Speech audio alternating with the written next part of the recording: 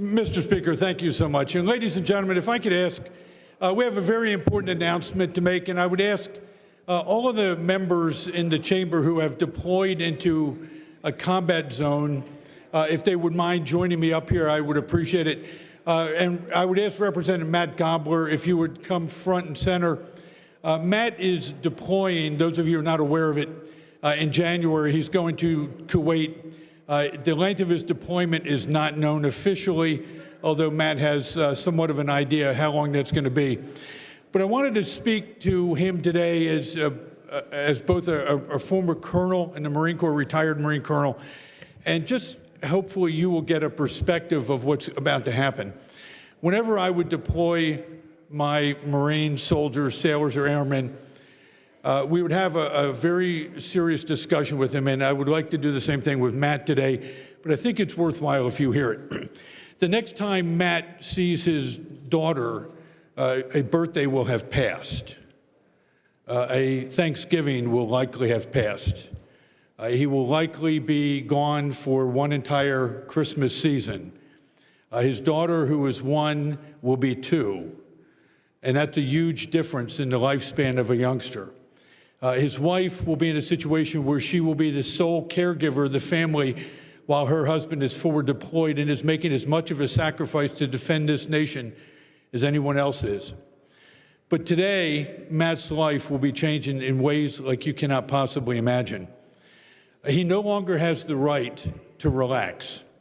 He no longer has the right to sleep. He no longer has the right to think of himself, not that he ever did.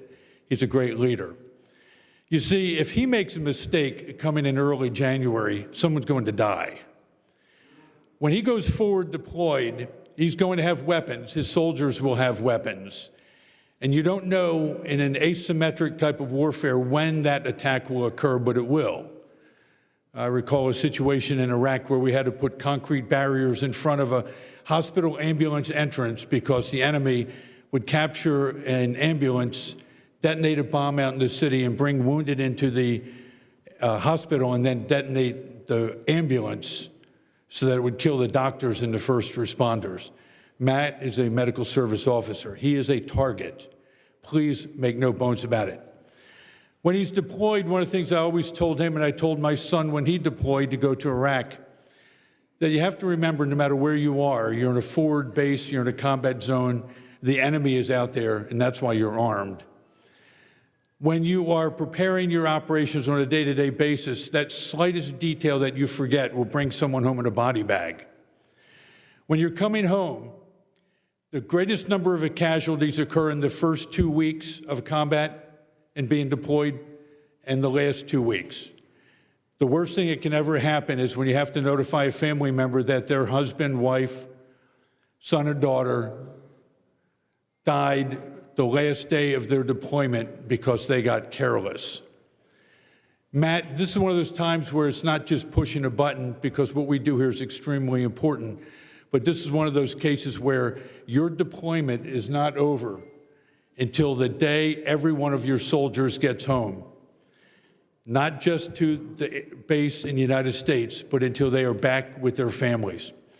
I told every one of my Marine commanders that when you deploy, your families that you have gotten their relatives from, whether it's a grandson or granddaughter, son or a daughter, husband, wife, father or mother, that they have lent them to us.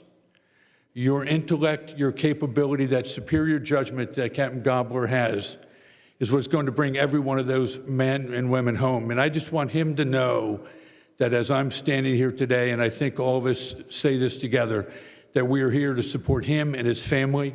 I'm saying this, Matt, whatever we can possibly do, let us know.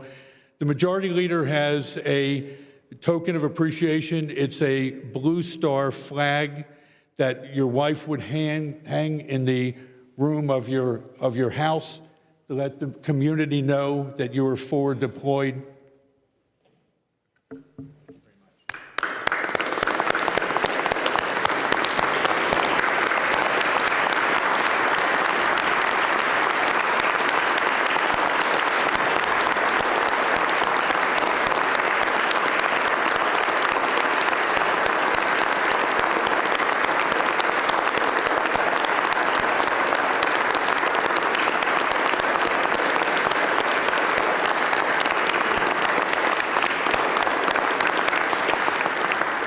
The Speaker also has a flag of the Blue Star flag that he would hang it. We would ask if he would be willing to hang it as an office here in the Capitol so that we would be reminded that Matt, like so many other thousands of Pennsylvania veterans and service members from the National Guard, that they're forward deployed and that our decisions are affecting each and every one of their families. I will tell you that Matt will be leaving here as a young person in his early 30s, but be coming back as a 50-year-old. The experience that he will have, they'll start to call him the old man. They call me the old man, but apparently it's for different reasons. But when you realize he will find out, and he is seeing it as he does it already in his military career, that this is a tremendously important responsibility that he has, for which he can never waver in the support of those soldiers, sailors, airmen, and Marines, and all of those forward deployed. Mr. Speaker. Thank you. Matthew. Representative Gabler. Captain. Great friend.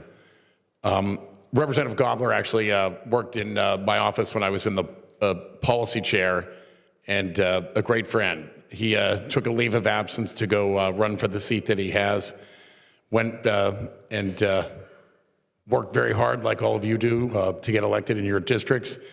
And Representative Gabler, tenure, are you going into your, or this is your 9th year and you're going into 10th year of service, correct? Well, Godspeed with you. His lovely wife is actually from my district, so every now and then I see them around my district because they're visiting with her parents. And Matt, we are all hoping that you are just completely safe. We thank you for your service to our country. We will miss you, but we know you're going to come back and tell us all that you've done with your fellow service men and women to serve the United States and the world. Thank you very, very much, my good friend.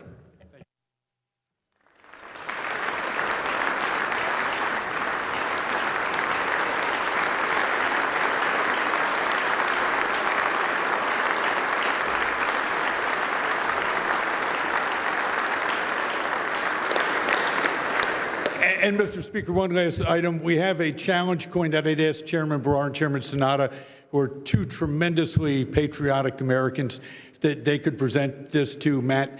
For those of you in the chamber, the challenge coin symbolism is this.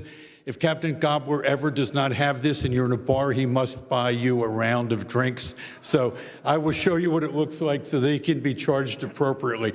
Bring your credit card, Matt. I want to thank you so much for the support and the kind words that I've heard from each and every one of you. I'm not the first member of this chamber to undertake such a challenge. I certainly won't be the last, but I'm incredibly honored to receive the call. I'm incredibly honored to serve with each and every one of you, and I'm looking forward very much to the opportunity to return to the camaraderie of this chamber and the opportunity to continue serving the citizens of this Commonwealth. Thank you all very much.